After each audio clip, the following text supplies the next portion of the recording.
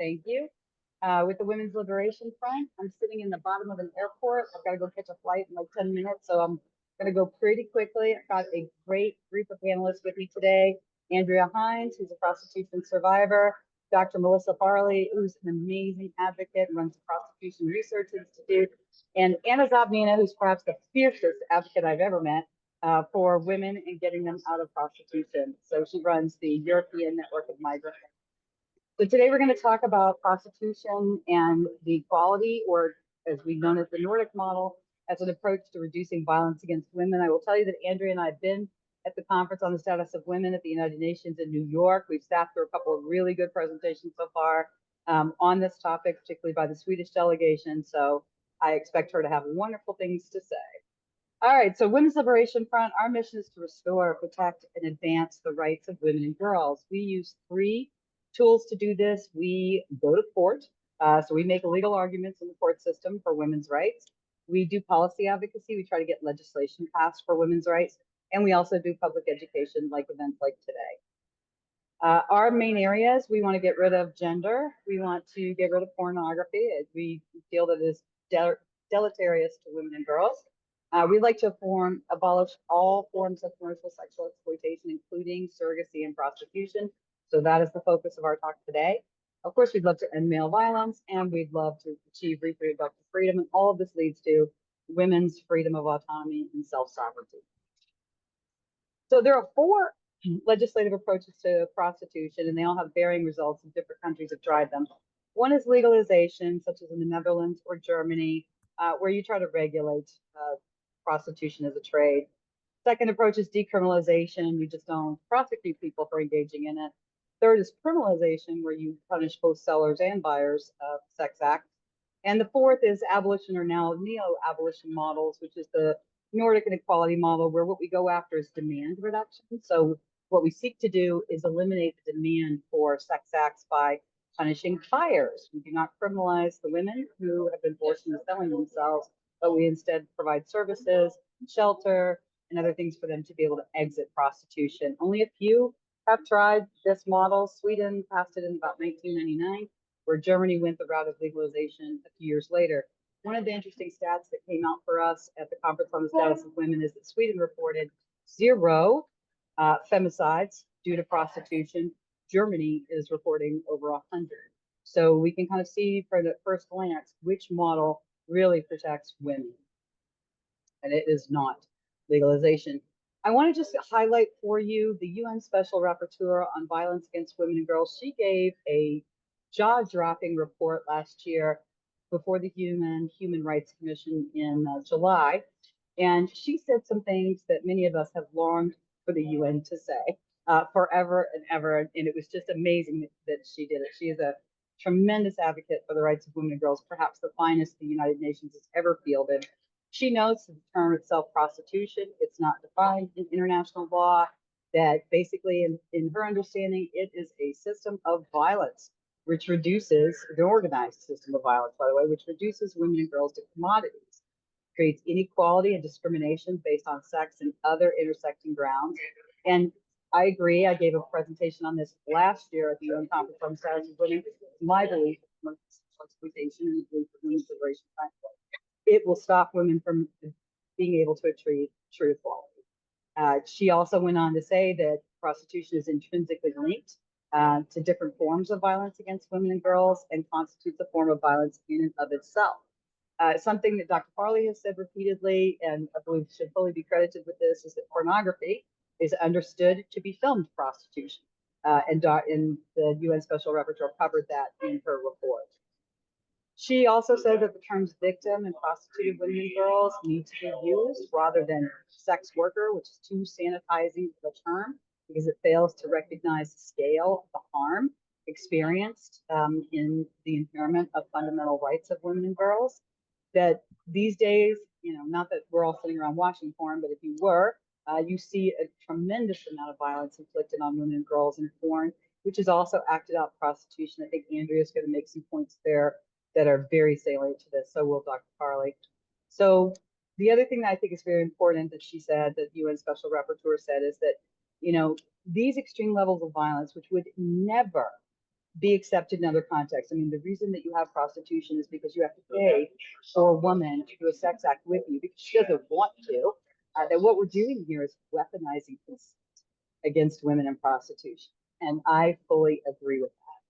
So as far as Women's Liberation Front is concerned, we could not agree more than we do with the UN Special Rapporteur, Reem Al-Salem, on violence against women and girls. We believe that women deserve equality and self-sovereignty to live free of coercion and violence. And we deserve to have equal opportunities and never have to resort to selling ourselves as to buyers of sex. So that is my opening introduction. And what I'd like to do now is turn it over to my fellow panelists who have much more depth in the subject, and I know will do a stellar job.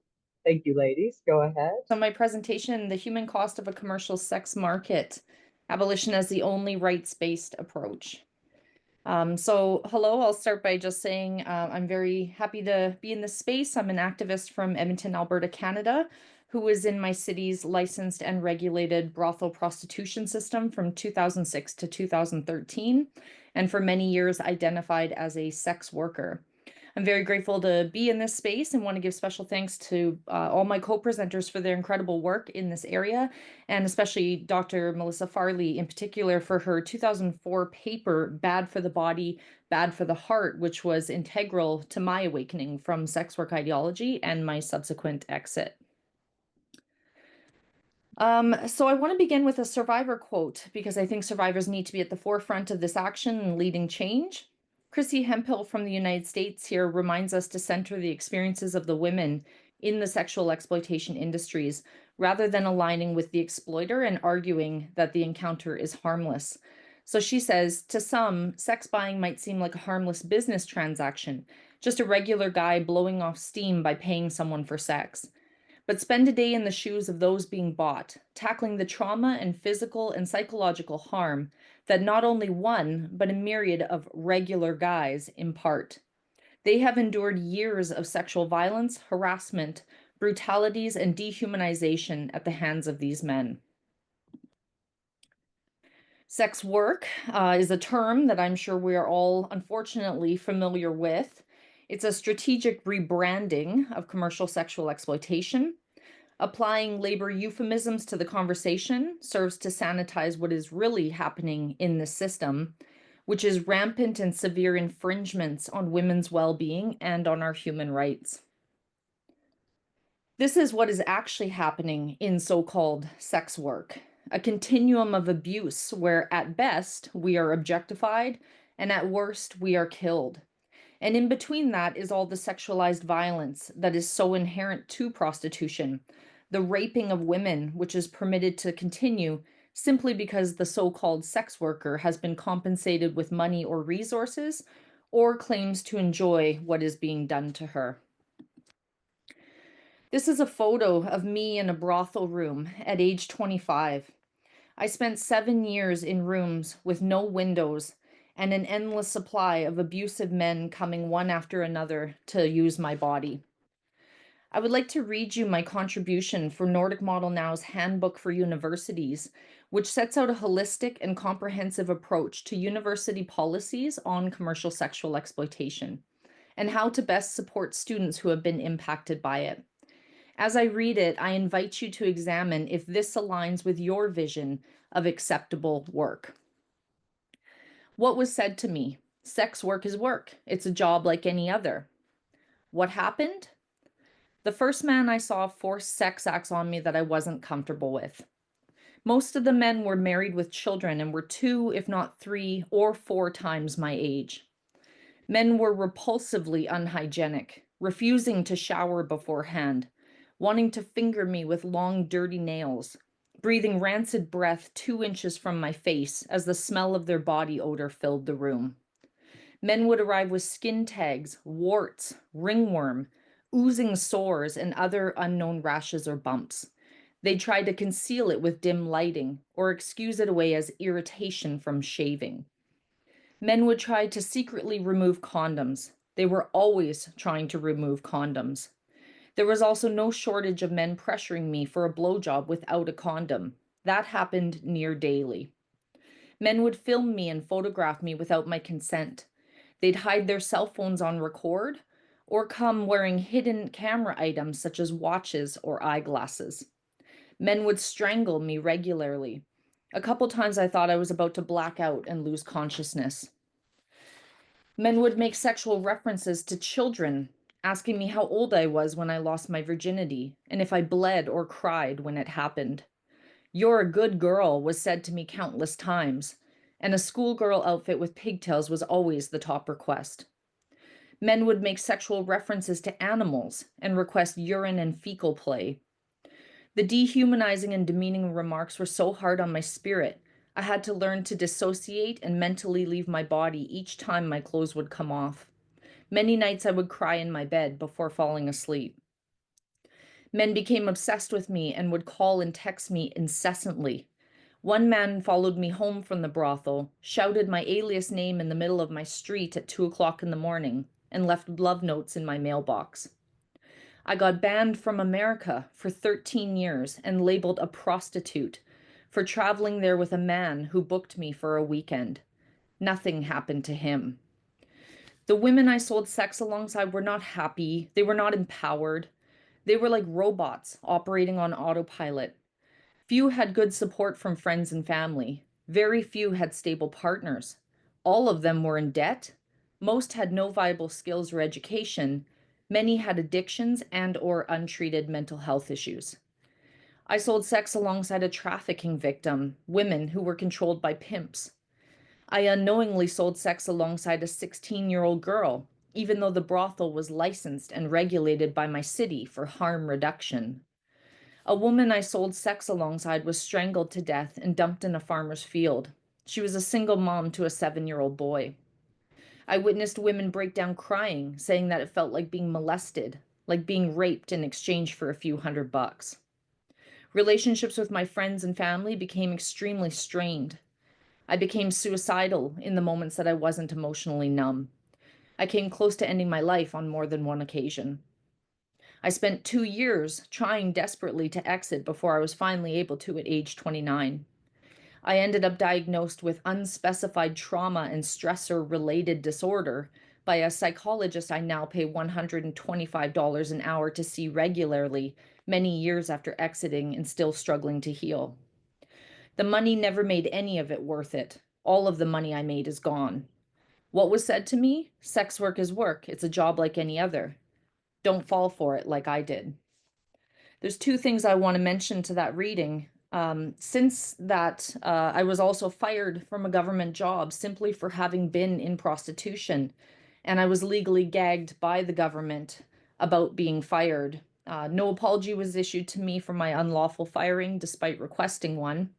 And on February 12th of 2025, I secured a permanent restraining order against a John, one who met me and exploited me in a licensed and regulated brothel and has harassed me for the last 12 years since I've exited. The permanent restraining order I have against this John is believed to be the first of its kind in Canada. When arguing that sex can be an acceptable form of work, we must remember that the sexual access is what is being purchased, and that economic coercion does not equate to sexual consent. Paying for sexual acts to be performed and endured is a subversion, a bypassing of sexual consent. It is sexual compliance that is being purchased. Sexual consent is freely given, reversible, informed, enthusiastic, and specific. The very nature of prostitution means that these tenets are not and cannot be met. Language matters and has powerful influence on how we perceive things and actions. The men who pay women to endure sexual intrusion and sexual violations are not sex buyers. They are commercial sex offenders and should be uniformly recognized as such, particularly in law. This is another powerful quote, this one reminding us how endorsing sex work ideology and the freedom of men to sexually exploit re-victimizes the victims. How should nations respond to commercial sex offenders? In my ideal world, this would be the approach. First offense, we put them through sex industry offender programming of some kind. These are also called John schools. This would give some benefit of the doubt to some men who have just fallen privy to the social conditioning and maybe have not taken time to give any thought to the actions that they are doing. Second offense, obviously that education did not work. Hefty fines then based on the offender's income, with all of that money being directed to end demand efforts, plus mandatory comprehensive sex addiction or sex offender programming for the offender. Third offense, obviously still nothing is working, and at that point an incarceration term and placement on a sex offender registry for a minimum of 10 years would be justified. When we permit the socio-legal normalization of commercial sexual exploitation through legalization or full decriminalization, we are allowing to flourish what UN Special Rapporteur on Violence Against Women and Girls, Reem Al-Salem, calls pimp states. These jurisdictions and societies profit off of women's sexual subjugation and sexual trauma. This government stamp of approval re-victimizes women by telling us our exploitation is harmless and that male entertainment overrides our most basic human rights. It sends a message that we are secondary citizens and that maintaining a subclass of women for prostitution is acceptable. Traffickers move in to fill the brothel beds to meet the demand from Johns. This is a quote from a John who considered himself to be a gentleman. He said, "I had a relatively high opinion of myself as a buyer of sex. I was, after all, the gentleman who never knowingly would do something with a coerced woman. And still I had visited prostituted women in Hong Kong and also in Germany, whom in retrospect I knew must have been trafficked. There were discrepancies between presentation and reality with almost all the women whom I visited. Having spent close to 20 years now regularly interacting with men who pay to bypass sexual consent, I can tell you this is the common mindset of most Johns. Most are well aware that trafficking exists, but they see themselves as separate from the trafficking that is happening.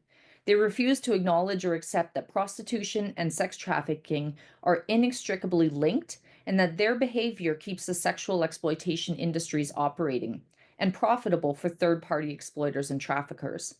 For almost all of them, an intervention is required to make them stop sexually exploiting women and children. And the most effective means of that, as we know by their own admission and through studies, is being arrested. What does a survivor-focused, human rights-based approach look like? Very simple. It recognizes the rights that are set out in the Universal Declaration of Human Rights, which was adopted by the United Nations General Assembly in 1948. This is a common standard of achievements for all peoples and nations. Article 1, all human beings are born free and equal in dignity and rights. Article 1 is the most basic of tenets to which all other outlined human rights build upon. The prostitution system strips people of their intrinsic value as human beings, worthy of dignity, rights, and consideration by others in society. Article 2, everyone is entitled to all the rights and freedoms set forth in this declaration without distinction of any kind, such as race, color, sex, etc. The prostitution market is comprised of those who are othered by larger society. It relies on marginalization to create a subclass of humans to be bought and sold for sexual consumption. The prostitution system is a highly gendered and racialized activity comprised of almost exclusively male buyers, with the supply side being comprised mostly of women and girls of color and of indigenous descent. Whether the industry is fully decriminalized or legal, this dynamic will not likely change. Article 3, everyone has the right to life, liberty, and security of the person. The women in the prostitution system are murdered at exponentially higher rates than women in conventional society are. Worldwide, tens of millions of women in the system have their liberty limited or stolen due to trafficking and other means of external control, and the buyers do not afford them security, given the rampant violence they inflict on their victims. To effectively sell and exploit women, exploiters recognize that there needs to be measures of control and oppression placed upon them. This is the nature of exploitation and male domination, and it will occur as a default even if the activity is made legal. Article 4, no one should be held in slavery or servitude. Slavery and the sex trade shall be prohibited in all, slavery and the slave trade shall be prohibited in all its forms. Prostitution and trafficking are forms of modern day slavery. Article 5. No one shall be subjected to torture or to cruel, inhuman, or degrading treatment or punishment. I invite you to reflect back upon the personal experiences I shared with you moments ago. Experiences of a Caucasian woman in a developed nation who was never trafficked, a privileged woman in the system, if you will. Article 7, all are equal before the law and entitled without any discrimination to equal protection of the law.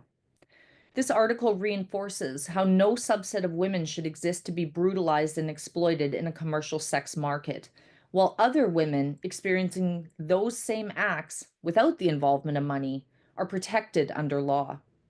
This polite veneer that we place on prostitution says that the women want it, that they like it, and they choose it, and leads to the violations that they face being ignored in both a social and legal context.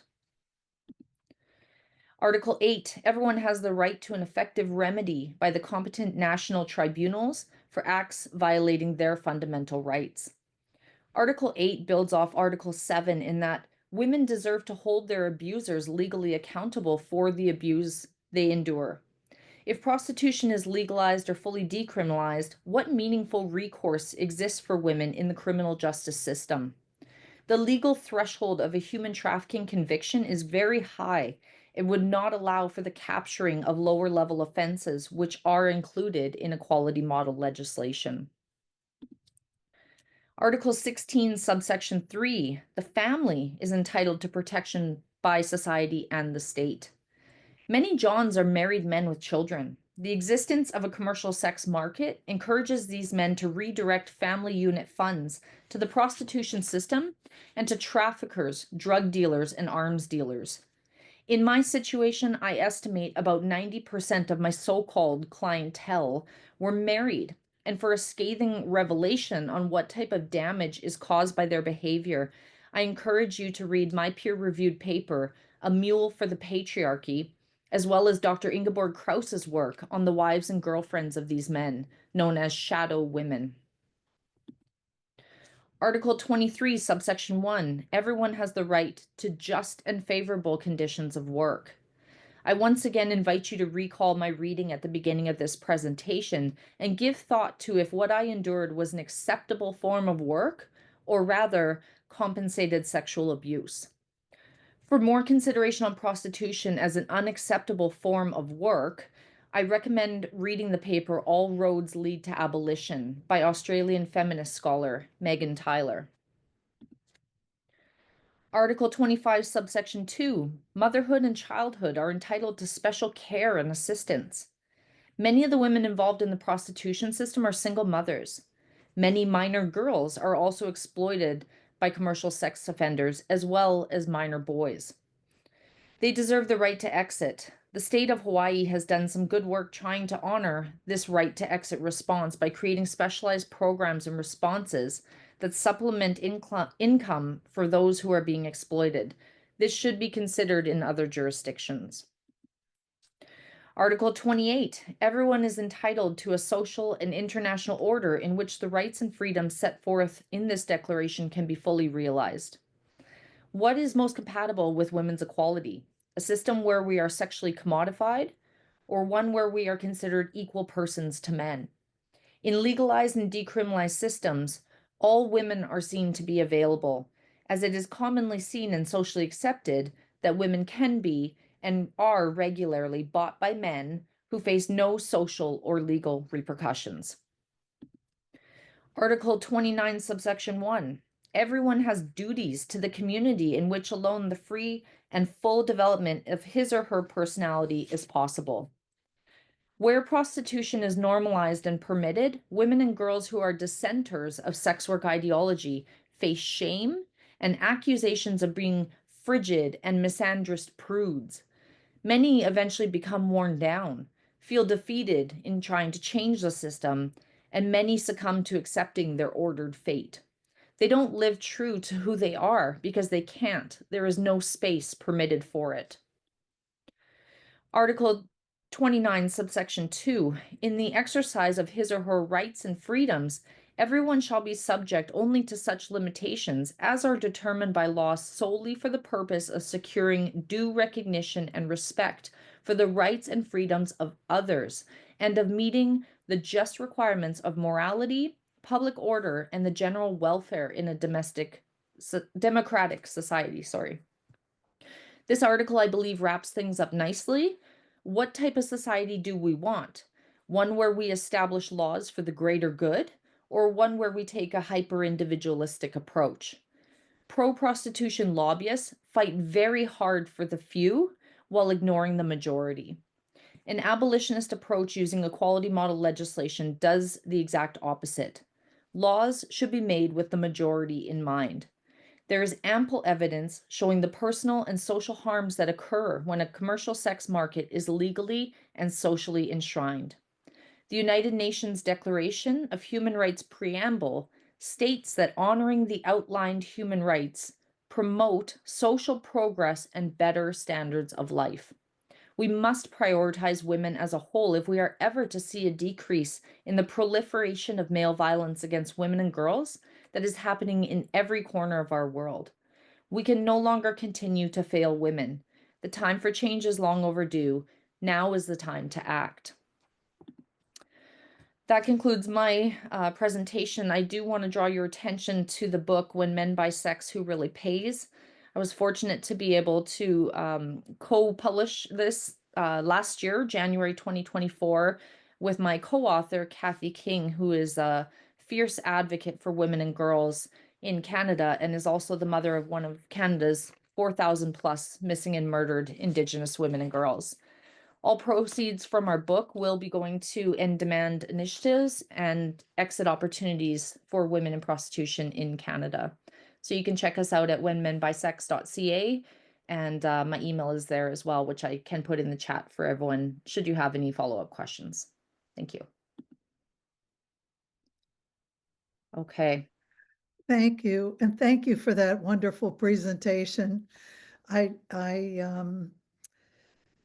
want to thank Wolf for the work, for their work, the Women's Liberation Front, and for inviting me. And I am so honored to be here with you, Andrea, and with Anna Zobnina. So I'm really happy about that. Also, I want to say something. I've never seen a survivor show a slide of herself in prostitution alongside of her today. And my reaction was a huge amount of sadness, number one. But secondly, it's like, that's not you. That is not you. I just kept thinking, that isn't her, and at its core, that's the essence of slavery and prostitution, the removal of the person's real self, isn't it? But it's a powerful technique, Andrea. Thank you for that. And for everything else you said. So I'll just make a few remarks about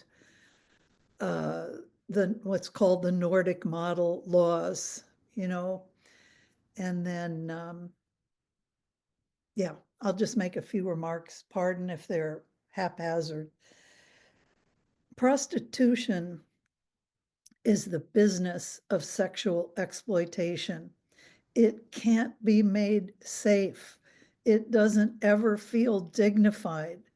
The choice, so-called choice to prostitute, is based only on one's relative privilege to escape. Most women don't have the class or race privilege to escape, and if they could have, they would already have gotten out of prostitution. Prostitution can't be made safe by regulating it, deregulating it, moving it from the street to a brothel. It can't be made safe by assuming pimps can be business managers and assuming that sex buyers can be nice guys or gentlemen who just want to chat and get laid. So 8 countries have passed abolitionist laws on prostitution. Sweden, 1999. Credit to Sweden for coming up with this, the first ones. Iceland, Norway, Canada, Northern Ireland, France, Republic of Ireland, and Israel in 2018.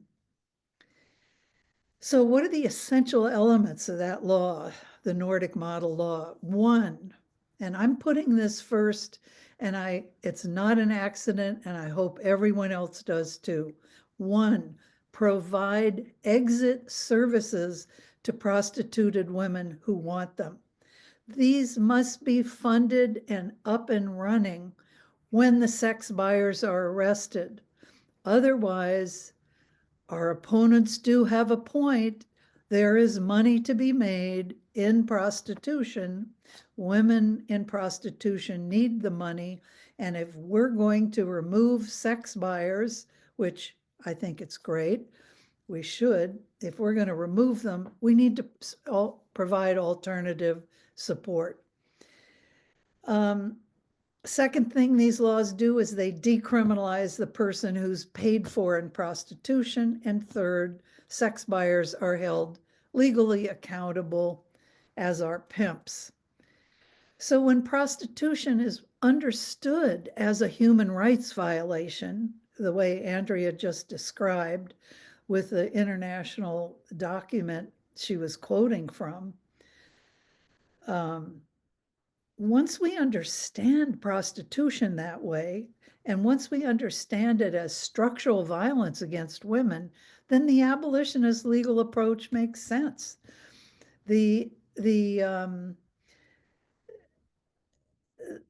Most countries run end demand campaigns that arrest a few sex buyers, usually poor men, not the cities, not the city fathers, but these campaigns fail to address the needs of the survivor.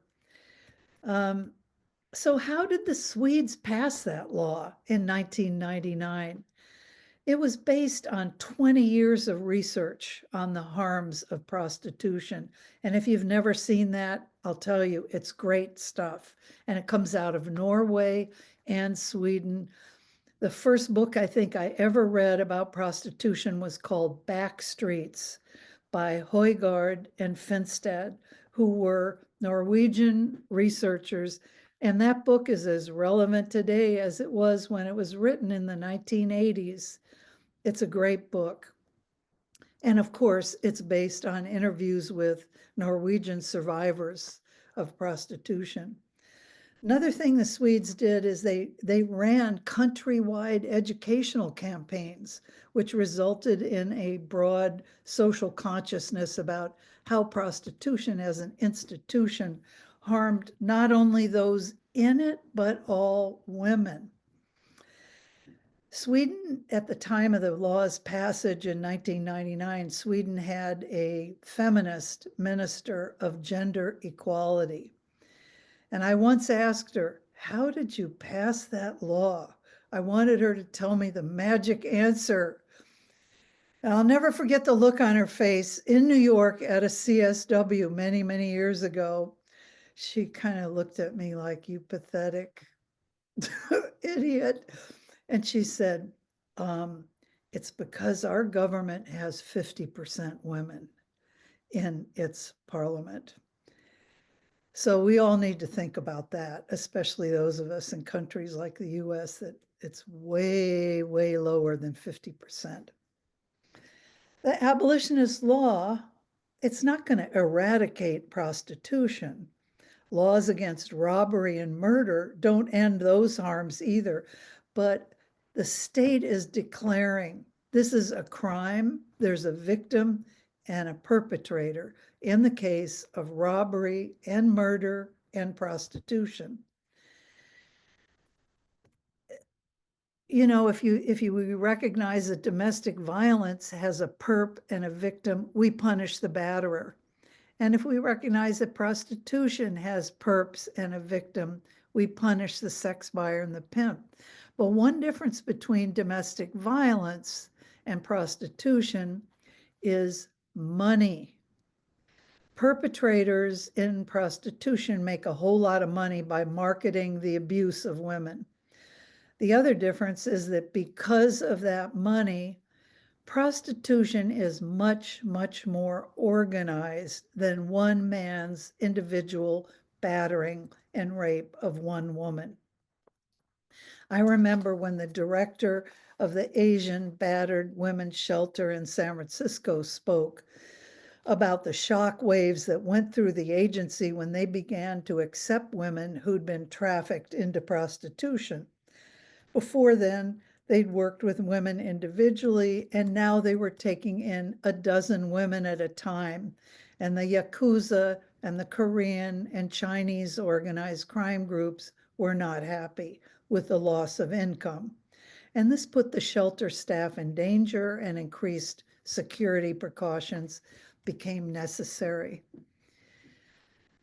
So there's a flood of myths and lies about legal prostitution. And again, thanks, Andrea, for mentioning that article, Bad for the Body, Bad for the Heart. The subtext of that title was, prostitution is harmful even if legalized or decriminalized, and even if it's moved indoors. To learn about legal prostitution, it's necessary to review the facts a few times, because the facts are hard to believe. Like the fact, for example, that according to survivors' testimony from all over, legal prostitution is worse than other forms of prostitution. The women in legal brothels have less, not more, control over their lives. For example, like the fact that organized criminals control legal prostitution in Germany and the Netherlands and Nevada. Another fact is that the Hells Angels organized crime group collect tax money in the Frankfurt brothels, and the organized crime group are the people who transport the cash tax money to the city fathers. It's hard to believe, but it's going on right now. Extremely dangerous sex acts like no condoms, blood sports, or cutting. These are advertised and priced in many legal brothels, including Germany. It's hard to believe that a country or a region that accepts and taxes prostitution as a business model has real difficulty in the legal rejection of any woman's rape. Once you accept prostitution as work, what's rape? You know, it gets real fuzzy legally. I remember one young woman's experience of trafficking, pimping, sexual assault, and kidnapping was defined as a work accident by a German court. In other words, the Hamburg court couldn't tell the difference between rape and prostitution. Another fact that's little known about legal prostitution is that the Nazis were experts at it. To quote the feminist historian Inge Kleine, legal prostitution is like making sure that trains run on time. Another false theory is the notion that prostitution can be made safer if it's moved indoors or if it's legalized. The grain of truth is there's a little less battering indoors, but that it's very high to the top of the scale already. So yeah, there's a difference, but not much. On the other hand, there's an unacceptably high level of battering, and there's more attempted rape in indoor prostitution. The traumatic stress and emotional damage is the same, regardless of prostitution's legal status or physical location. The idea that prostitution is safer when it's indoors or legal, that idea came from the public health notion of harm reduction. It's a legal approach based on harm reduction. And now, any fool would agree that reducing harm is a good thing. Distributing condoms to everyone who wants them is a good idea. But the harm reduction folks fail to address even the concept of harm elimination. And that's what the Nordic or the abolitionist law seeks, to eliminate the harm of prostitution by abolishing the institution. The harm elimination philosophy, in my view, says that women have the right to exist, to survive without prostituting. When asked what they want or need, women don't tell us that what they want most of all is condoms and unions. They tell us they want to get out, and their voices are not being heard by the United Nations, among others. When we're confronting systems of injustice and abuse, like prostitution, racism, colonialism, and battering, it's a form of complicity to classify who is a worthy and who's an unworthy victim, who's trafficked, who isn't. It's a false dichotomy. It's unacceptable to suggest that for some women, prostitution is an okay job because it prevents them from starving. Prostitution is sometimes assumed to be a good enough job for women who are especially marginalized: young women, poor women, racialized women, migrant women. Women in prostitution who are coerced by poverty, by their pimps, or by environmental threats to their existence, they're not in prostitution by choice. A First Nations survivor of prostitution in Vancouver in 2009 said, "We want real jobs, not blowjobs." I love that quote. We need to challenge prostitution on many fronts. If we respond with services alone for women escaping prostitution, it won't solve the problem. If we respond with treatment for addictions and then send a woman out without a home or a job, it won't solve the problem. If we don't arrest all men who buy sex acts and charge the men with a serious crime, if we let wealthy men or politicians walk, it won't solve the problem.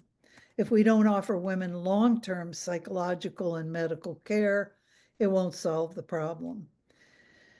Programs, especially for prostituted women and girls, must be developed in conjunction with battered women's shelters. These programs must address the needs of prostituted women, which include housing, psychotherapy, physical health care, job training and placement, help with disabilities, clothing, food, and drug and alcohol abuse treatment. And programs need to be culturally sensitive to language, class, ethnicity, nationality, and sexual orientation. In the long run, solving the problem of prostitution means a reversal of the racism, colonization, poverty, and sexism that coerce women into prostitution in the first place.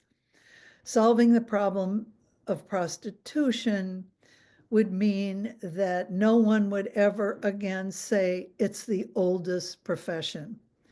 No one would ever again say, it's not so bad after all, it's paying the rent and keeping her and her kids from going hungry.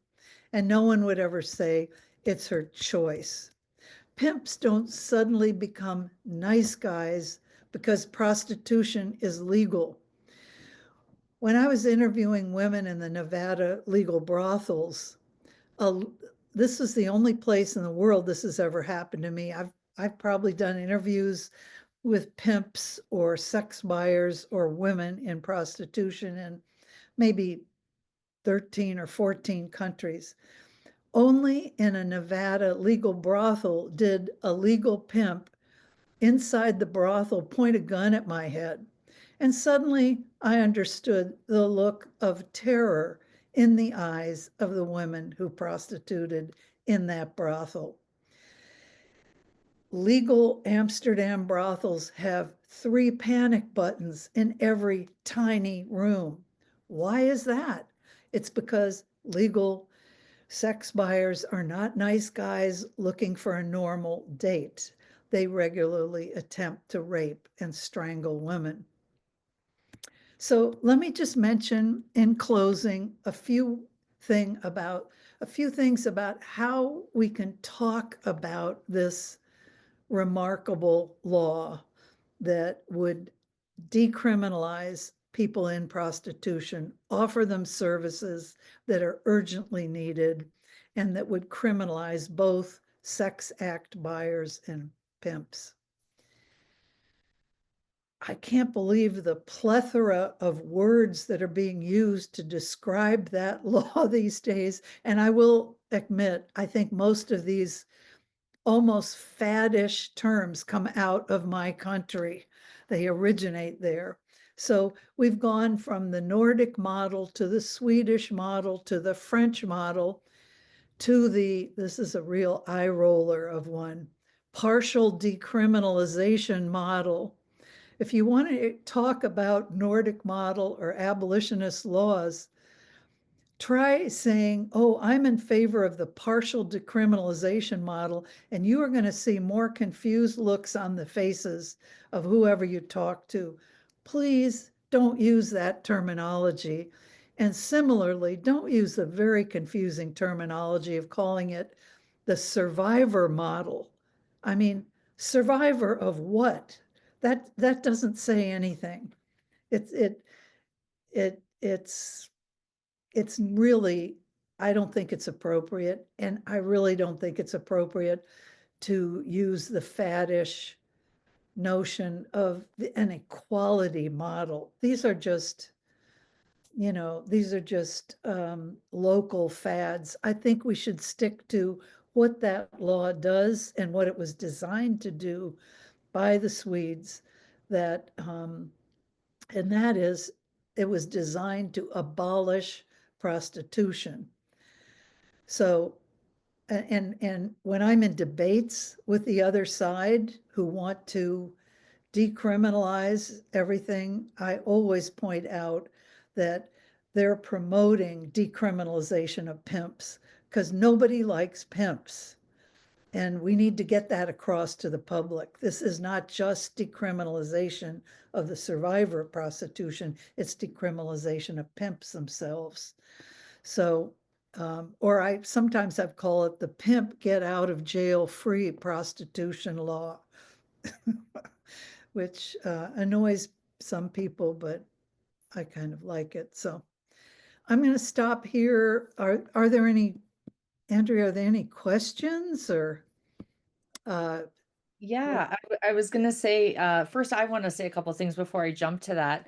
I Okay. want to say, first of all, thank you so much for your work, Dr. Farley. Like you have really led the way for so many women, and you not only in policy, lead the way, but for survivors as well. You are just such a bright, shining light of somebody who is a truth yeller and, is really fearless. And I had never heard you mention that you had a pimp point a gun at your head, and that must have been terrifying. And I think it speaks to just how much we try to silence women when we're voicing our, desire for basic equality. And I also apologize for using the equality model in my presentation. I meant to not use that word. No. It's just something to think about. I'm not chastising you, but thanks.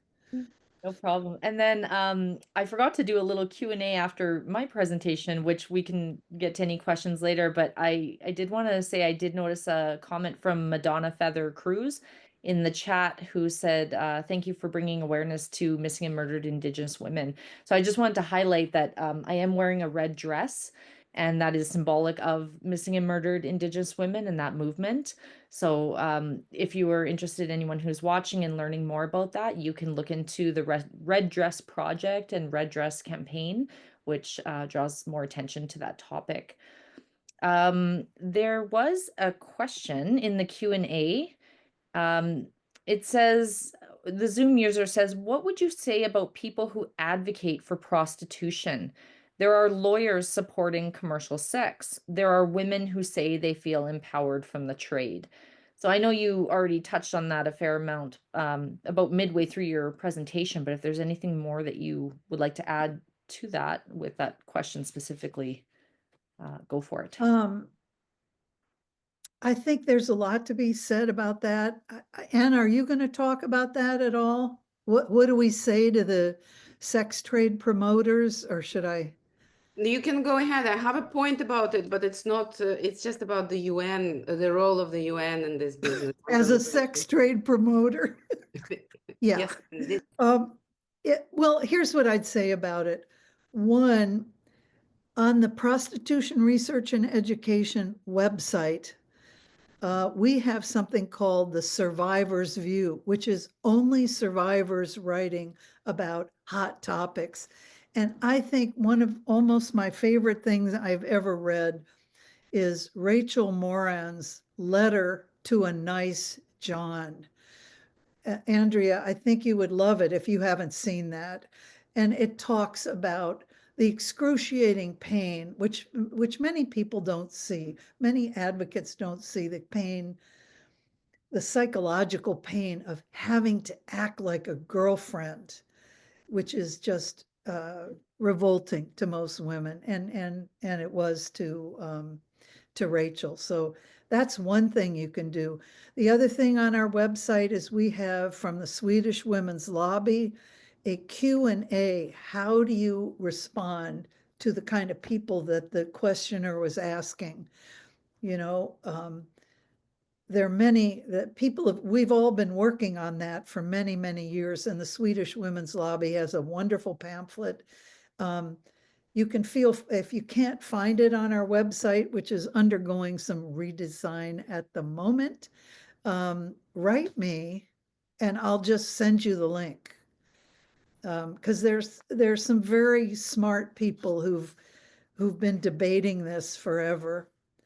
I think, I mean, Andrea, you also mentioned at the very beginning that and I think it's incredibly important that we all respond with this. Yes, yes, yes. About 1% of everybody in prostitution is there by choice. That means they have the freedom to leave when they want to. After the first gang rape, after the first psychic assault on them, or whenever. But there is 1%. We're not denying that. There are a few women, very few. And when I don't say 1% lightly, I have the numbers to back it up. And the numbers come from pro-prostitution people themselves. So I can't be argued with on that. It's not my number. I didn't make it up. They did. So that's one thing to point out, this hierarchy, that there's this tiny number of women in prostitution by choice.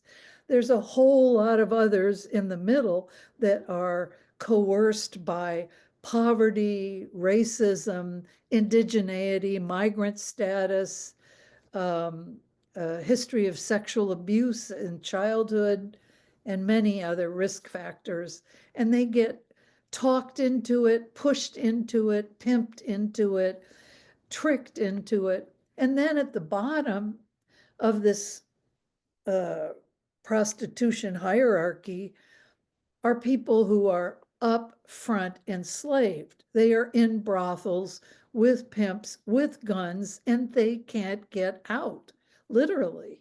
So you kind of have to know numbers. When we argue with the lawyers, with the UN advocates for sex work, we have to have numbers in our back pocket as well as these stunningly powerful stories of abolitionist survivors' experiences. And it is my opinion that the UN is trying to silence the voices of abolitionist survivors, along with a lot of other people. I want to stop now while Anna has time to talk and answer questions. I just want to add one more thing before we jump to Anna, just to finish off on that question, and then we'll let her take it. I just want to build off of what you said, Dr. Farley. So when the question was asking about, the women who say that they are empowered, I published a paper called Sex Work Ideology as Cult-Like Thought Reform, and it's pinned on my Twitter page. I'll put my Twitter page in I know, sorry, everyone, it's Twitter, but I'll put it in the chat. And it talks about how there's similarities with this ideology and cult-like thought reform. And it kind of bridges that connection so that people can better understand how we fall into these systems, these ideologies, and that they take over our thought process, really. So most of the women that I've known didn't enter prostitution believing that they were empowered, believing these things. It was an act of desperation, but the trauma is so difficult to bear that you have to reframe what is happening to you in order to endure that. So yeah, I will put my Twitter in the chat. And then someone says, does Anna have an email that we can reach her at for addition? Oh, she already put it in there. Good. And just above that, a few posts up in the webinar chat, I put all 4 emails for everybody. So I too will stop chatting and we'll pass it over to Anna. Thank you very much. Thank you very much to the organizers. Wolf, I'm really sorry Sharon left already. Hope she has a good flight. I represent the European Network of Migrant Women. We're an umbrella organization of, as the name says, migrant women and migrant women organizations and migrant and refugee women-led organizations in Europe. So my focus primarily is, of course, the European and let's say European Union's institutions, such as European Parliament or European Commission, but also Council of Europe, which is a little bit different and bigger structure, and also the United Nations to some extent. And because of this, I would like to start by saying and kind of reminding everyone that this event is taking place in the context of CSW, and which is an important occasion for women, and it is connected to Beijing Platform for Action and the Declaration, and it is the 30th anniversary and a kind of revision of this important roadmap on women's rights, which I wish could be a little bit stronger on prostitution itself as a subject. I think it's quite strong when it comes to pornography. But in this context, what we see right now, so it's 2024, it's been 30 years that so many states came together in Beijing, and a lot of women's rights activists and feminists, they adopted this declaration. And of course, before that, in 1978, we had CEDAW adopted, which speaks very clearly about prostitution, not any sex work. Here we are right now, when we sat through Human Rights Council presentation of a report on prostitution by Special Rapporteur on Violence Against Women, Rima Al-Salem, and a whole bunch of states who profit from exploitation of prostitution on a huge industrial commercial basis. They legalized pimping, they regulate pimping, they tax women at every corner. I mean, in Germany, women, there are the meters, like parking meters in the streets. You know, if a woman stands there, she has to pay. So every possible way to take profit out of prostitution in those states where it has been legalized, they were quite upset with the presentation of Rima Al-Salem's report, and they didn't hesitate to express their reaction. But also a lot of other states actually, I would say, for the first time in the history of the United Nations, had an opportunity to even speak about the subject without just being either accused of being right-wing fundamentalist, essentialist, moralist, or whatever else they call those who speak about the Nordic model, abolitionist model, and without also having to kind of fall into this discourse on the sex workers work and it's like any other job and blah, blah, blah. Because what happened with this report, and if you haven't read it, those who are in the audience, it is a must read, and it provides a very clear legal pathway for the states, and it is the states, of course, who are responsible for legislation of addressing prostitution really from a human rights perspective. Having said this, I also want to really highlight that the situation within the United Nations structures, and I don't mean just the states do whatever they want to do, and then they come to the UN and they exchange and criticize each other and so on. But there are UN agencies, and there's a Office of High Commissioner for Human Rights in Geneva, and many, many other structures and bodies and offices who quite in a very concerted and a strategic way try to misinterpret international law, try to remove the words that belong to the law and describe prostitution as a form of violence or exploitation, inserting non-legal terms such as sex work. But I also want to mention, by the way, another term which is quite popular right now is modern slavery.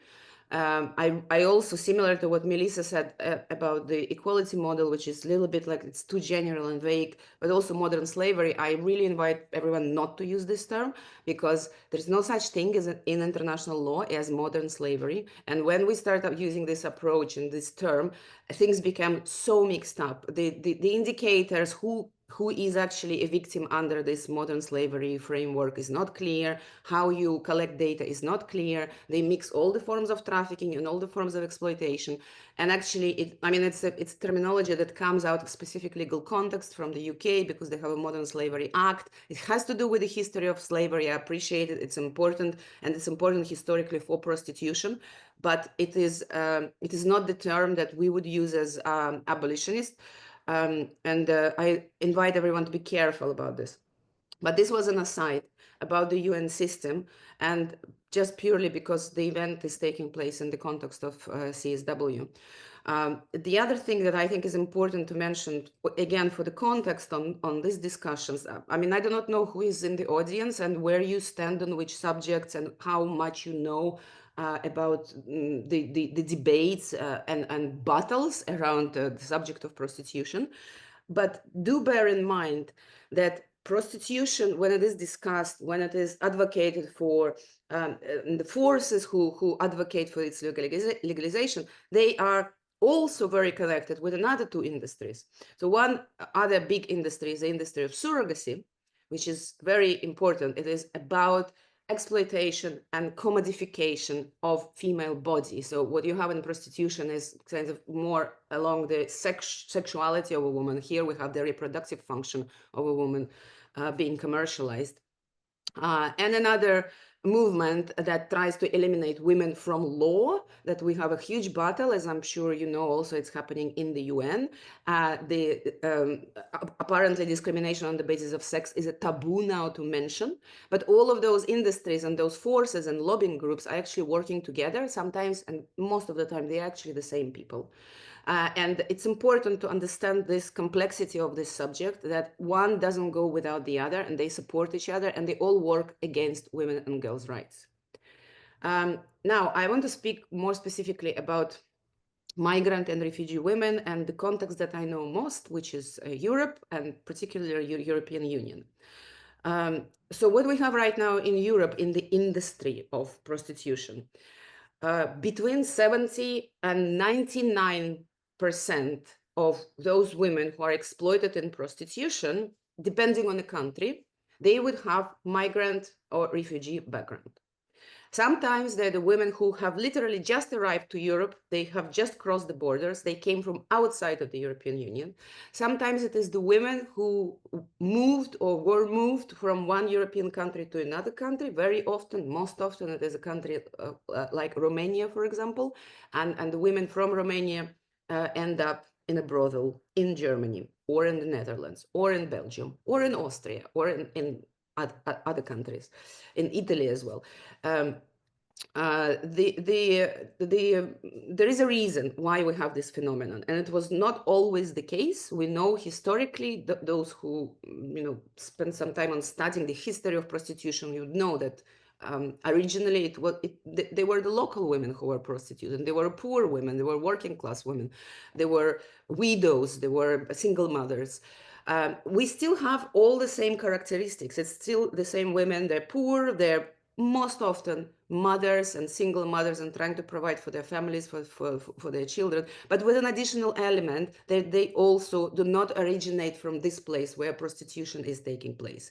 They would come from another region or another country or another continent. And the reason for this, the reason is, there are several reasons, and they really lie in the logic of the market. So in the market of prostitution, you have the consumer and you have the seller.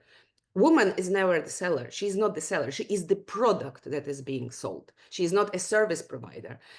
She's a kind of a service itself that is being sold. But even though we never use the term service in relation to prostitution, but this is important to understand that there is, in 99% of cases, there is a pimp behind her. It can be, a proper pimp that you would think if you watch a movie about, I don't know, trafficking and prostitution, but it can be a member of the family. It can be what the euphemistically is called the lover boy. It's very often the partner, the husband, sometimes it is the father. So they all act as pimps. Women, as migrant women, as a product being sold, it's a cheaper product than the local women. So it's very simple kind of calculation of a price. It is cheaper to recruit this woman. It is cheaper to maintain this woman. It is cheaper to move her from place to place. And of course, you can drop the prices as well. You can drop the prices for the buyers, and then you can offer the women for all-inclusive $5 and do whatever you want with these women. And so here we have, in a sense, what is commonly found in when migrants are employed. Now I'm speaking about some sectors of employment, proper sectors of employment, where of course the presence of, let's say, migrant workers always create the decrease in the price that they on the products or services that they offer. I don't make a comparison here. I want to be very clear that this is some kind of labor, but we can observe the same logic. It's basically a cheaper product on the market. So this is one reason. The second reason is that migrant women are easier to recruit. In which sense? It is easier to lie to migrant women, and it's easier to manipulate them. It's just very simple. You can promise heaven and wondrous prospects of employment and tips and whatnot to a woman who has no idea about what you're talking about. I mean, this is why we have in Nigeria, for example, whole villages in some states, like Udo State, they're just gone missing. The women and girls have been wiped out from those regions because they have all been trafficked. It is much more easy to use what we pay close attention to, the elements of deception and manipulation with women who have very little knowledge of the context that you're describing to them. Then there is a reason of control. It's easier to control migrant women.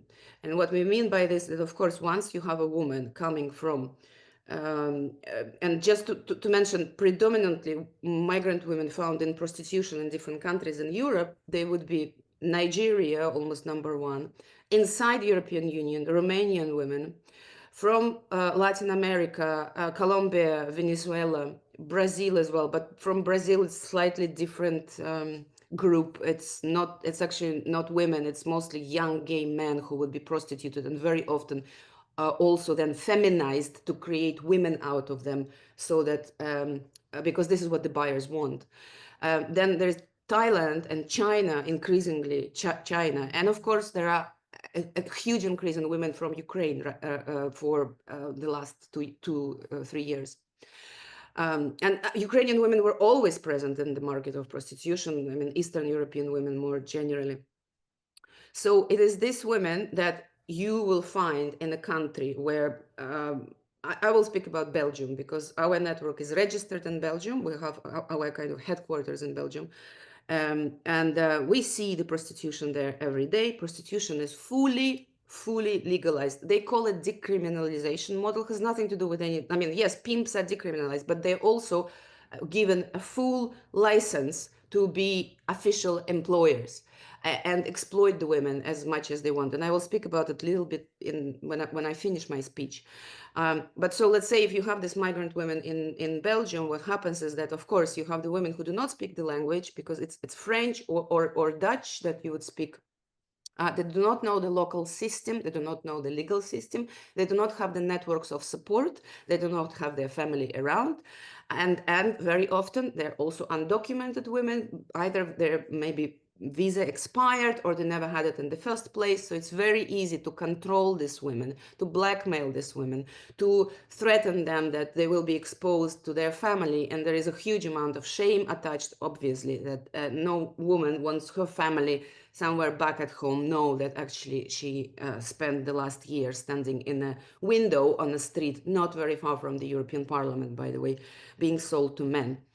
And speaking about this street, if you ever visit Brussels, please do take a walk on this street. We did it last year with Melissa, actually, when she was in Brussels. And it's not very big street, but what you have is that on one side of the street, you have the windows. And so all the women are standing there. And they're all 100% only migrant women. On the other side of the street, you have a wall, a very big brick wall that separates the street from the train station. So if a woman is to run out of this place, she doesn't even have anywhere to run. She runs inside towards the wall, or she runs left and right where there are just pimps on the street. The other interesting detail is that on the other side of the street, you have pissoirs. So you have men going and ejaculating in women on one side of the street and then going and peeing on the other side of the street. Everything to serve the so-called needs of sexual and other needs of men. I mean, this is what we have. Not many people go there. Not many people want to go there, because actually the street is just filled with men and pimps. But it's a place that is worth visiting if you visit the European capital and have any projects or appointments there with the European Parliament. Maybe take a walk there. So the last point I want to make about why migrant women and prostitution, why there's such a big amount of migrant women. Of course, there is less responsibility for pimps. And what I mean by this, primarily, if a migrant woman or refugee woman, if she disappears, nobody's going to look for her. I mean, a lot of those women are not on the statistics already to start with, especially if they're undocumented. We know already that there is a big bias in police. A lot of it has to do with racism. A lot of it has to do with kind of, you know, structural discrimination that we have in migration authorities and different state authorities that deal with migration and migrant women. But if you report a case of abuse, violence, or disappearance of a woman, the reaction will be very often very different. Either there is no reaction, or they take very long time to investigate. They don't really do proper investigation. They just write off this woman. Oh, maybe she left back home. Or maybe she just is in the hiding because she doesn't have documents. It's very easy to write these women off and very easy to move them from one place to another, that nobody is actually looking for them and nobody is going to inform their family back home either. I want now to say a couple of words about, Nordic model, abolitionist model, and versus the decriminalization or legalization. So, of course, Melissa already mentioned what is important to have as a part of abolitionist model. It's not just about, criminalize the buyer and that's it. It's extremely important to provide support to the women, to exit prostitution, to find alternative dignified ways of employment and income generation activities, not just putting women into I don't know, sewing or domestic work, but also, of course, medical, sexual, reproductive, and psychological rehabilitation for the women, as you would deal with victims of war, as you would deal with victims of torture. And from the perspective of migrant women, very important, extremely important, to give them documented status. If a woman does not have a document, I mean, she will end up very easily back in prostitution because she does not have access to employment. Undocumented women do not have the right to work. Undocumented status deprives you of so many human rights. So if there is a lobbying towards the government about introducing the abolitionist model, please remember about this important kind of legal detail. This is very important for migrant women who really make up the majority, at least in Europe, of women in prostitution. This is what France did, and we're very pleased with the way French state structured the abolitionist law, because one element is to actually give access to legal rights and documented status to migrant women. On the other hand, we have countries like, of course, Netherlands, Belgium, Switzerland, Germany, Austria, which pursue a very, very clear legalization path. And then there's a whole bunch of countries where they're like, it's a mixed, it's not clear. It's kind of regulated, but it's regulated only in very specific places, on very specific occasions, at very specific times. I want to give this example of Belgium again, to go back to it, because I'm most familiar with this. In Belgium, like in most European countries, overwhelming majority of women in prostitution are migrant women and refugee women, including all of those ethnic groups and nationalities that I mentioned before. They're present in the Belgian market. Historically, Belgium had a model that was known as a tolerating prostitution. Basically, it was like a gray zone. It was allowed to practice prostitution, and there was no specific regulation about it. And then there was a lobbying from the so-called sex worker organizations. The parliamentarians adopted a law that very recently came into force, according to which, now, prepare, if you're not sitting, take a chair, because this is what we have in the law in Belgium. If a woman, and of course they call it sex worker, so there is no sex, it's neither a woman or a man, but we know they're women standing in those windows.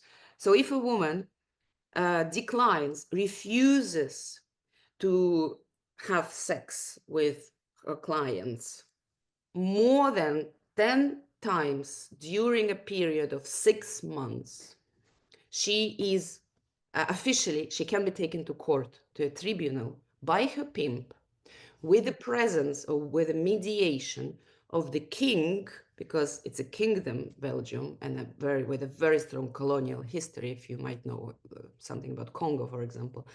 So the representative of the king will help the pimp to mediate in court and to actually make sure that the woman does not refuse more than 10 times during the period of 6 months. Now, I spoke with some women who are still in prostitution who told me, I sometimes refuse 10 men per day, not 10 men per 6 months, because this is how dangerous it can be. So imagine how soon this woman would end up in a tribunal like this. This is the labor law. It was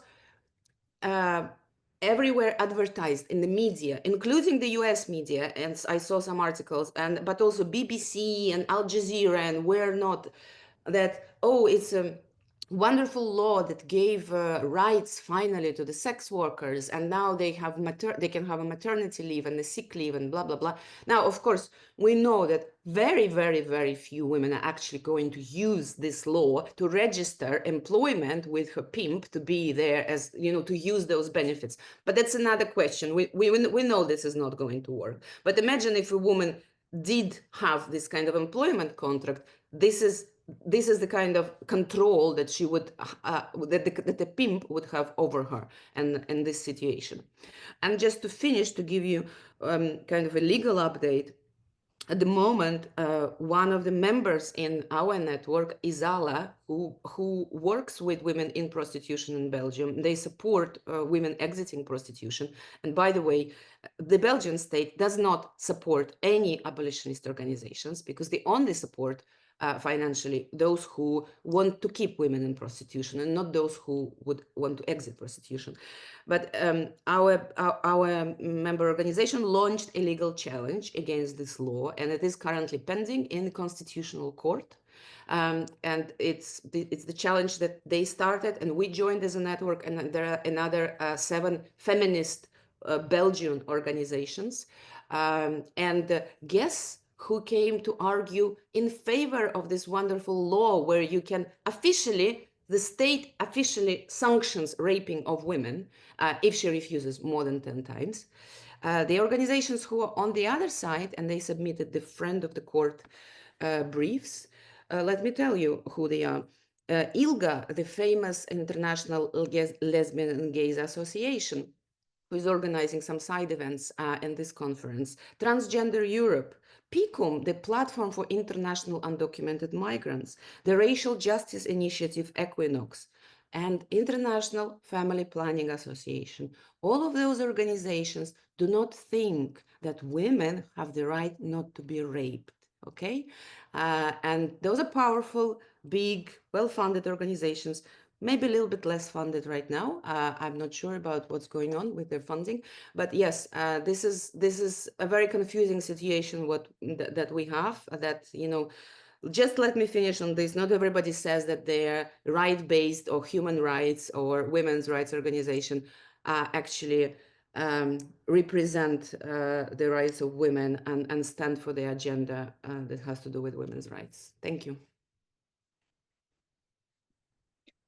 Oh, that was hit after hit after hit. I give the finger snaps. Thank you, Anna. I want to touch on a couple of things just to pick your brain a little bit more. I was feverishly writing notes because, you know, there's always more to learn. I appreciate you saying don't use the term modern slavery. That was another thing I did in my slide. So I used the equality model and I used modern slavery. And I appreciate, you know, how you unpacked why that's wrong with the framework and the data not being clear. So I will make sure I X that out of my future rhetoric and slides. I also want to say thank you for making that connection around surrogacy, sexual exploitation, and sex-based oppression and sex-based rights of women, because I think that people don't see that umbrella of how this is all, you know, oppression of women and dismissal of who we are and, again, our sex-based nature to us.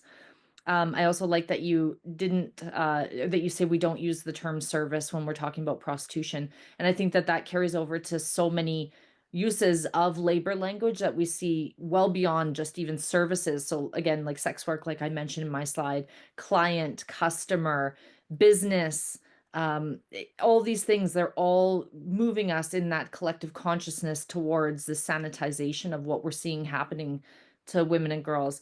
And I also appreciated you touching on how migrant women are viewed as a cheaper commodity, a sexual commodity. And I know even in Canada, like we have this ocean that separates us, so we're not seeing as much of it, but we are definitely seeing a lot of that happening with our Asian population in Canada. So, you know, probably I would say about half of the city licensed brothels in my city are Asian themed.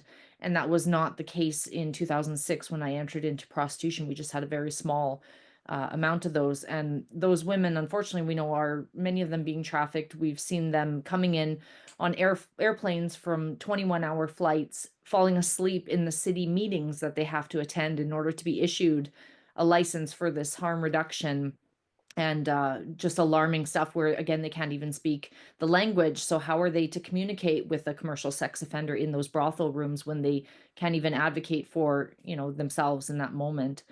Also, thank you for touching on the Belgian law, because that is so alarming, and all the media that we've seen about that, all the coverage has been so offside to it and just dystopian that I can't understand how people are coming to the conclusion that it helps the women in any kind of way. I know I've shared quite a few articles about that, and on social media, so many people were saying, well, that's what workers should do. Workers should work.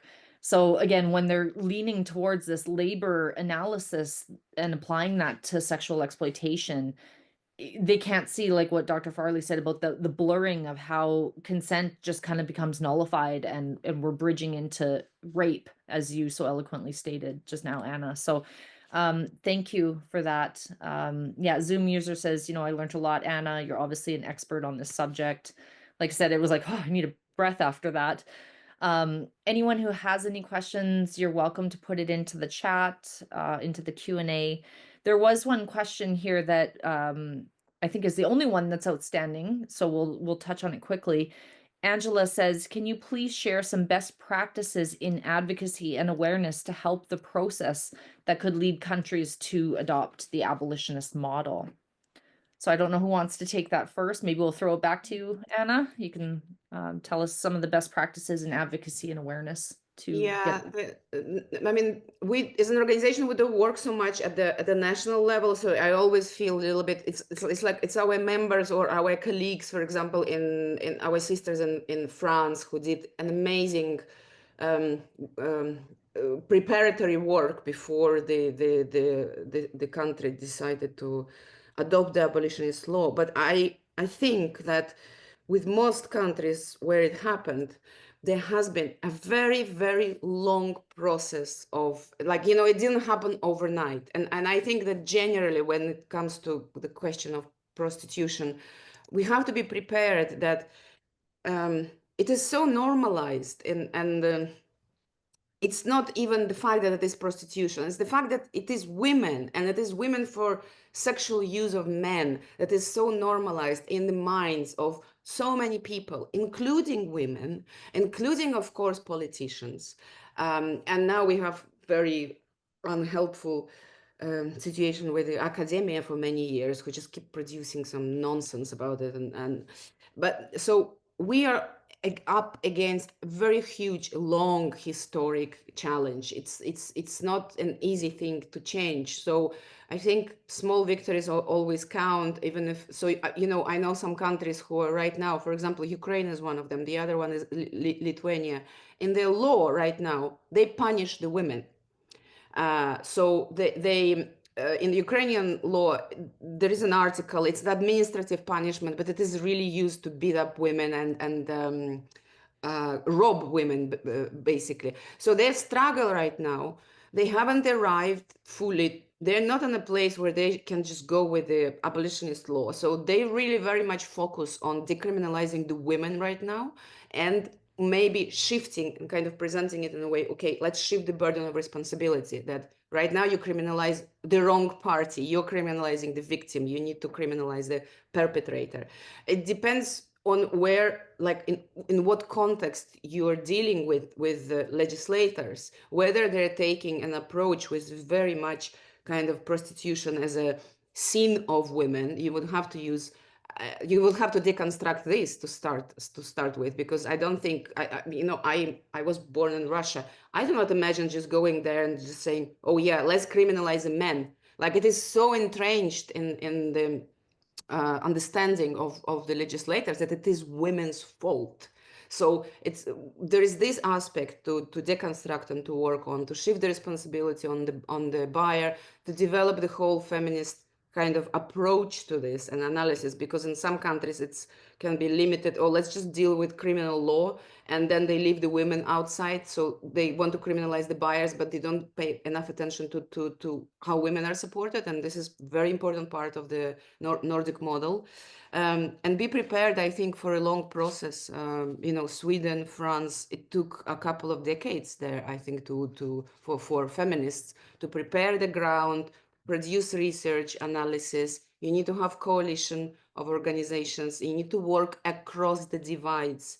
Forget about the parties, and you need to really get the majority, and you need to work with those people that you might disagree on some other subjects to reach this. That's my very general advice.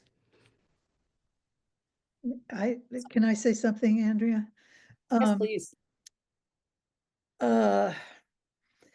First, I want to say that many different kinds of advocacy end up being best practices for an abolitionist approach to prostitution. I mean, this is just basic common sense. For example, looking very, very closely at immigration, a country's immigration policies, visa policies, etc. If you look at what's happening in the United States right now with its policies towards ending visa protection for women that are in harm's way, that are seeking to enter the country, it's obvious that if you know something or can learn something about the policies of a country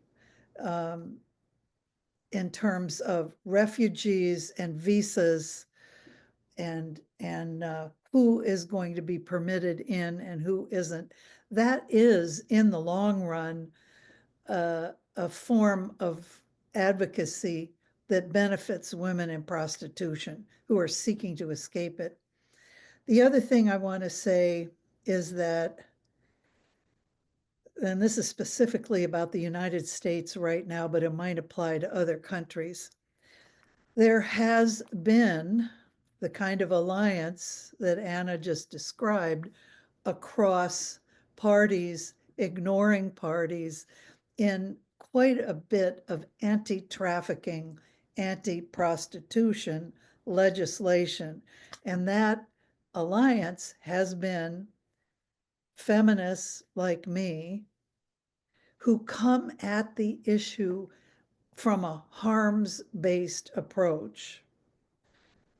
Feminists on the one hand, and on the other hand, I'm going to use the word because it's what's happening, Christian nationalists who oppose prostitution and trafficking from a moral, religious point of view.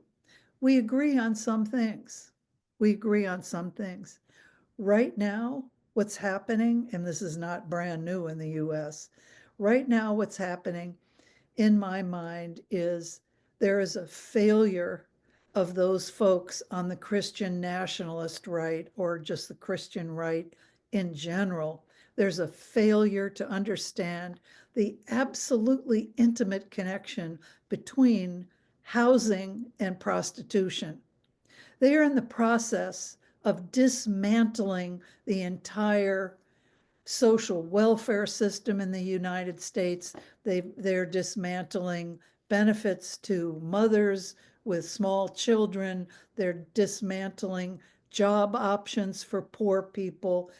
And they are, and this has been going on for 20 or 30 years, they have dismantled affordable housing in the United States. So I consider it very important for me to put out the message, and I hope people who are participating in this also see this. Housing activism is abolitionist activism. They go together just like this. And so if you're advocating for affordable housing, Vanita, let me just tell you what happened recently. Vanita Carter was out here maybe a year ago, and we went to a house in Oakland, California, that there were squatters in. Women squatters took over this house. From who? They took it over from a rich investor who is buying up houses in cities like Oakland, Detroit, San Francisco, any place they can afford to, investors can manage to buy a house, hold on to it, fix it up, and then they destroy an entire neighborhood by gentrifying, is the process that happens in the US. What this does is it deprives poor women of housing. And it was pretty awesome to see this house being taken over by a woman, and all the women who had lived there previously. It was a big house. It was controlled by them. The happy ending to that story is that the woman who was in charge of it was made, she ran for city council, and the voters got her in with that kind of assertive, progressive approach to housing. So I just want to emphasize the importance of other forms of advocacy, as well as laws and regulations about prostitution itself. Can I add something else, which is not, it's not so much about advocacy, but I mean, very often the opposing side, they try to, I mean, part of advocacy is this deconstructing the myths that have been planted in the heads of policymakers by those who promote the legalization of prostitution. One of such myths is that decriminalization of pimping and legalization of pimping and protecting the rights of pimps somehow protects the rights of migrant persons in general, and migrant women in particular, and is including the undocumented persons. Now, it's very, very important to remember there is no connection whatsoever between the laws or policies on prostitution and migration policies. They're just unrelated at all. So you can have a perfectly, you can have very strict laws on migration. You know, something that Trump is trying to do right now, and you know, deportation of undocumented migrants or those who overstayed on their visa, and very strict criteria for allowing people in the country and throwing everyone who violates certain rules. And then you can have legalized industry, as we have in Germany, and it has no impact whatsoever on the states of undocumented or vulnerable migrants. So if a woman who has no documents, she's exploited in a brothel, and if police comes there or some migration department, there is a raid, which rarely happens, but when it does happen, and they find a woman without a document, what do you think? They're going to say, oh yeah, but it's legalized, so that's fine for you to stay without a document. It doesn't work like this. They're going to throw her out of the country. They're going to put her on the bus and send her to Romania. This is exactly what happened during COVID, for example. All of those women, they were just deported. So it's important to separate these two in the discussion and make it clear to policymakers that actually, if you want to support vulnerable persons like migrants, the legalization of prostitution simply has nothing to do with it. It's the area that doesn't intersect with migration, like in legal terms. Thank you. That's really insightful. That's good. I don't have too much to add to that. I just want to say, you know, advocating for any type of systemic or social change is very hard, especially when people, I think as humans, are resistive to change at large. So I think this area is not exempt from that. And, you know, women have never reached full equality in any society, in my mind, completely on every level in the world. So I think that, you know, we still have a long way to go. And now, unfortunately, since, you know, the late 70s or early 80s, we're having this introduction of sex work ideology. So now we've just got another mountain that we need to climb over, which I think was probably put there because we were actually starting to see a little bit of progress in regards to women's rights. And so it was like, how can we, you know, shift that and keep women in their place so that they can be available to men? So I just want to say to people who are doing advocacy, like we've only had an abolitionist model for 26 years anywhere in the world. So this is like in infancy, what is being done in this, you know, projection that we're going with women. So it's very easy to get, you know, discouraged, but just don't. And it takes me back to what a member of parliament here in Canada said to me. Her name is Joy Smith, a former member of parliament, and she was the woman who brought in Canada's 2005 laws against human trafficking. And she said, find your champions. And that's really, I think, something that I always say to myself, like there are champions out there, and there's people that probably do care about this issue, but they just don't feel like they have the information, or they don't know how to come together and organize with other people who share those thoughts and perspectives. And so, just talk to people, network, just be out there and raise your voice if you can in any kind of way. Like Melissa said, whether that's in housing or, whether we're just reaching whatever area we can, because it does take so many areas to create this holistic approach in moving women forward in society. But I think the main thing is just to always keep going back to centering, is this good for women?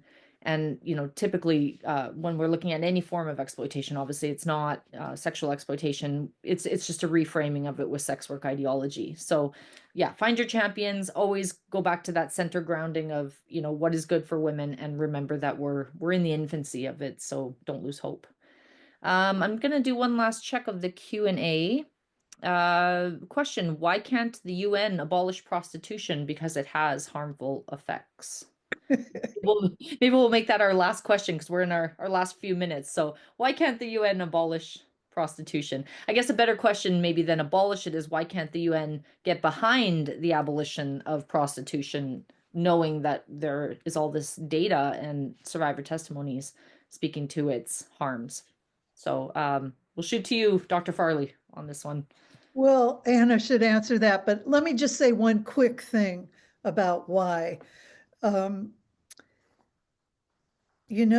I've long had a philosophy that when you don't understand something politically, follow the money. And I do think it, in response to why the question is more like, why is the UN supporting prostitution as a form of labor? For God's sake, why are they doing that? And it has come to my attention recently that people within the United Nations are receiving in their lives as experts and academics and advocates in their lives. Many of them are receiving whopping support from the three largest foundations in the world: the Gates Foundation, the Ford Foundation, and the Soros Foundation. And what among others, what do those three foundations have in common? They all think legal prostitution or decriminalized prostitution is a good idea. And the people within the UN, there is a benefit to them for that. What else was I going to say? Well, I'll think of it in a minute. Anna, why is the UN supporting prostitution as a form of labor? That's the question of the year. Yes, it's a very important question, actually. I believe an event has to be organized on this subject alone. But I want to say that, first of all, I keep saying this, there is no such thing as UN, as it's not like a one monolith block that there is like one guy called UN and he's deciding things. Like UN is it's so complex and so bureaucratic, and UN, let's not forget, UN is states. So Yes. it is basically all the states of the world who come together, and then they discuss things, and then they exchange, and then they adopt resolutions, reports, and make amendments, and so on. And so far, we don't have the majority of states who abolished prostitution. So I think this is very reflective of the general state of the world. So if we speak about states, and states are supposed to be the most important actors in the UN, and they're not at this point, because the UN agencies and other structures have taken a huge role upon themselves to actually write or rewrite international law and whatnot. And yeah, I completely agree with what Melissa said, that because there is a diminishing state support, states, they fund the UN. For instance, Sweden has been historically a very strong funder, in particular in UN Women, and UN Women is one of the agencies who is very, very, very confused on this subject. They wouldn't say that they support pimping, but then some time ago, it was a long time ago, they published some position paper that then nobody wanted to take authorship, that it was them, but it came out of their office, and then it was debunked, but it was about sex work. But the point is, look, when we have the UN Women doing the Generation Equality Coalitions, those generation equality coalitions are made of civil society, states, and private funders. And when you have Open Society Foundation, who's the hugest global funder of legalization of pimping. I mean, it's not a secret to anyone. Whenever you look, there is a legalization advocacy, you will find the Open Society Foundation money there. And when they become one of the leaders in UN Women in Generation Equality Coalition, I think it is either on sexual reproductive rights or on political participation of women. I mean, what are we talking about even? How are we supposed to have some kind of independency when we have the hugest funder, philanthropic promoter of sexual exploitation of women leading the UN Women Equality Coalition? And this is just one example. There are millions of other ways how to influence financially UN processes and lobby, and there are lobbyist groups who are sitting there. Geneva is a very important place where there are a lot of things happening and a lot of decisions are taken. And think about it. So you have all of this building, World Health Organization, who likes to think that prostitution is a job. The International Labor Organization, who likes to think that prostitution is a job. The International Organization of Migration, who wants to think that women migrate for prostitution or migrate for sex work, and other agencies. They all have headquarters in Geneva. Now think about Geneva. It's a hub of legalized prostitution. I can tell you that from the UN offices to those horrible window where migrant women are standing, it's maybe 15 minutes walk. So they go every day through those women standing on the street, selling, being sold by their pimps to probably a whole bunch of UN employees as well, I believe. I mean, I don't ask every one of them, but when some of them tell me in the meeting that I am too moralist because women choose this, and you look in this man's eyes who sits there in the Secretariat of the United Nations, he's trying to tell you that what women choose, and I ask him, when did you last ask those women? When did it happen? And which brothel did it happen? That the woman told you that she chose this. I think it's a matter of corruption. It's a matter of money. It's a matter of male privilege and male power and male sexual rights. And it's very much part of the United Nations system. That's why they don't abolish prostitution. Yeah, and Andrea, is there time? Were you going to say something about that? yeah, I was just going to say maybe those men have been told that the women choose it because they are men who are purchasing women's bodies. I often sometimes think that, there's an overlap. Either, if they're not complacent in it, they're active in exploiting women and are looking to justify their own deviance, if you will. Go ahead, Dr. Farley. Okay, this is tangential, and we could do you know what? It is not tangential, but we could do a half a day on this topic, and that is the role of colonization to prostitution, and how land theft, cultural assault, genocide attempts, how does that play a role? And especially, for you and me in North America, we see it in front of us all the time. Missing and murdered Indigenous women and girls is a response to that precise thing, I think. But I want to put out a request to anybody who's hanging in there to the end of this. I am working and have for a while in conjunction with a group called the Center for World Indigenous Studies, and they have developed a proposal for a nation's indigenous criminal tribunal, nations being the opposite of states, nations being groups of human beings who come together on the basis of a shared culture, background, land, connection with the land. We're talking thousands of years in most cases. These are people nations of people like the Cowlitz and the Yakima near where I am in California and the West Coast, the Sami in Sweden and Norway, and the Anishinaabe in northern US, southern Canada.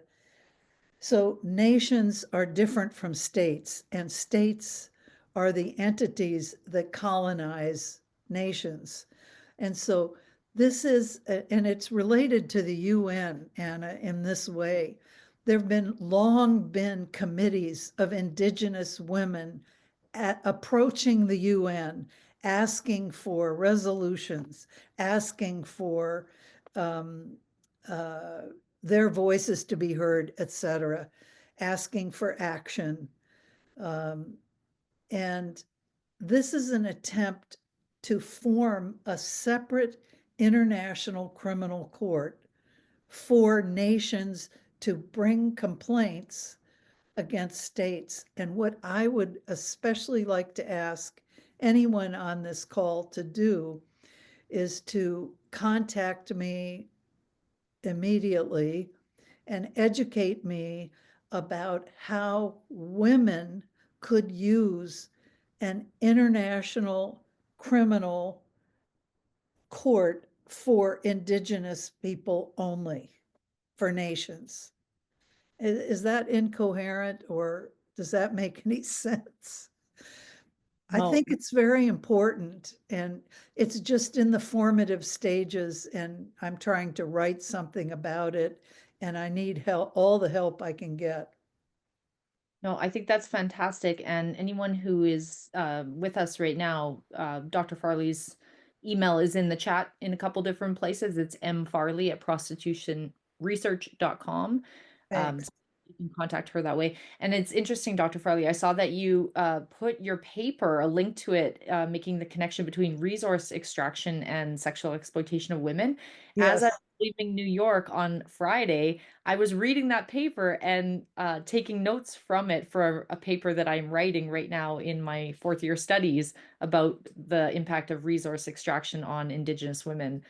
So as soon as you popped it up, I thought, oh, that's kind of ironic that you mentioned that. But I know my co-author, Kathy King, is, she said she's tuning into this, and we have some connections here in Edmonton, especially with Indigenous women who I think would be very interested in speaking with you. So I will also send out a call, and I'm sure Kathy King will do the same to get more women your way to have that conversation.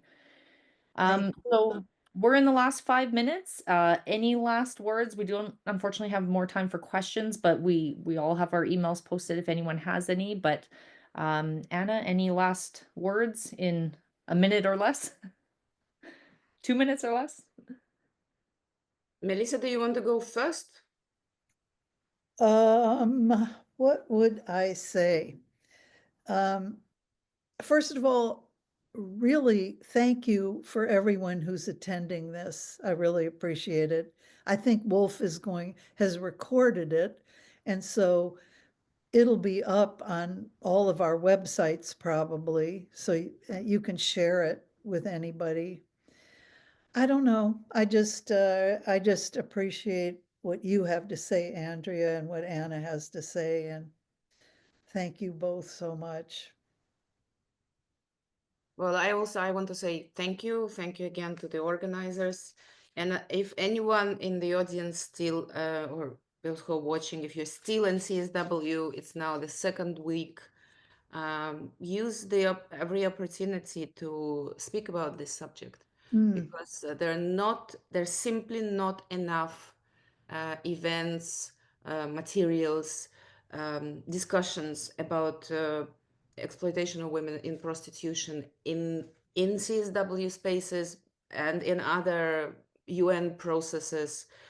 It is a subject that, as we already mentioned, a lot of people in power would like to have kind of hidden from the agenda, as if it doesn't exist, as if it is not an issue, as if it is possible to achieve some kind of equality between women and men while women are for sale for male consumption. It is such nonsense that I don't think it requires any feminist analysis, any knowledge of any Beijing platform for actions. It's as clear as a day. If one of us stands in the window for sale, then we should not have the right to speak about equality or gender equality. And it's a very, very important subject. The sale of women, the prostitution of women, is a fundamental obstacle to achieving equality between women and men, and it must be treated very, very seriously as such. Wonderful. Mic drop. Nothing else to add there. That's it. She yeah. did it. That was great. And we made it to the end of the call without me sabotaging somehow the tech side of things. Wow, congratulations and thank you, Andrea. Before we hit record, we were all arguing who's going to take over control of the webinar, and I don't think any of us wanted to, so I'm glad we made it to the end. Closet techie in our midst. Yeah, You have been a wonderful moderator, Andrea. Thank you so much. Thank you. I operate a podcast, but this is my first time doing this, so now Really? I feel a little bit more confident going forward. So everyone, thank you again so much for being here. I also say thank you, Dr. Farley. Thank you, Anna, Zobnina. You're both brilliant. Thank you, Sharon. You're on your airplane, but we know that you will have the video available. So yeah, keep an eye out for it, everyone. And thank you again and keep well. All right. Bye-bye. Bye.